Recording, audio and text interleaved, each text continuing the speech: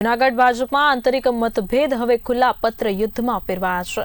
પૂર્વ સ્ટેન્ડિંગ કમિટીના chairman Haresh પરસાએ party ધારાસભ્યને ખુલ્લો પત્ર લખતા રાજકીય ગરમાવો વધી ગયો છે।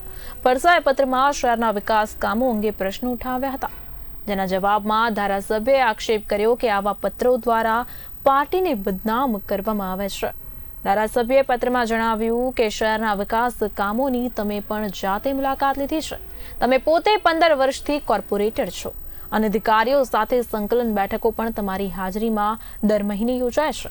આમ જાહેરપણે પત્ર લખીને અને સોશિયલ મીડિયા પર વાયરલ કરીને ભાજપના સક્રિય કાર્યકરોને નિશાન બનાવવામાં આવ્યા હોવાનું કહ્યું છે। તેમણે આવી પ્રવૃત્તિઓને સસ્તી પ્રસિદ્ધિ માટેનો પ્રયાસ ગણાવ્યો હતો અને ચેતવણી આપી કે આવા પગલાંથી પાર્ટીનું મોટું નુકસાન થાય છે। આ તકે જૂનાગઢ ભાજપમાં એકતા અને સંકલન અંગે પ્રશ્નચિહ્નો ઉભા થતા સ્થાનિક રાજકારણમાં તીવ્ર ચર્ચા શરૂ થઈ છે।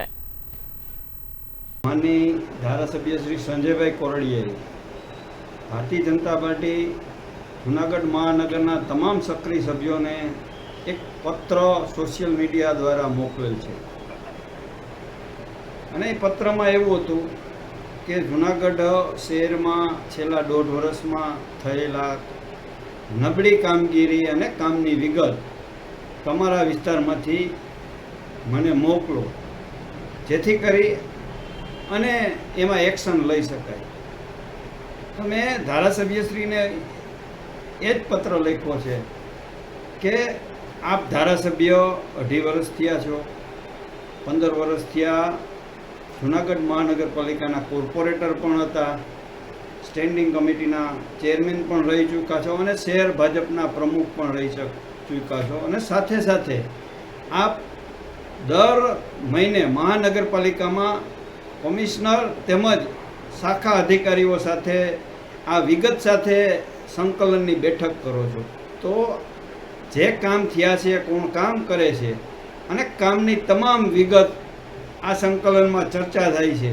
તો આપની પાસે આવી બધી જ વિગતો ઉપલબ્ધ હોય તો સક્રિય સભ્યોના ખંભે બંદૂક રાખી અને ફોડવાનો મતલબ શું?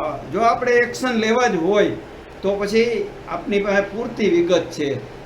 એ પત્રને જાણ કરતો મેં પત્ર માનની ધારાસભ્યશ્રીને લખ્યો। પાર્ટીની બદનામીની કંઈક વાત થઈ રહી છે। હા, સાથે સાથે મેં એવું કીધું છે કે મહાનગરપાલિકા પણ ભારતીય જનતા પાર્ટીનું શાસન હોય, આપ શ્રી પણ ભારતીય જનતા પાર્ટીના જ ધારાસભ્ય શ્રી છો, તો સંકલનના ભાવે ગામના વિકાસ પણ રૂંધાય છે અને અંતે ભારતીય જનતા પાર્ટી પણ બદનામ થાય છે। એટલા માટે આવા ખોટા પત્રો લખી અને સસ્તી પ્રસિદ્ધિ ન મેળવવી જોઈએ કે ભારતીય જનતા પાર્ટીને પણ નુકસાન થાય।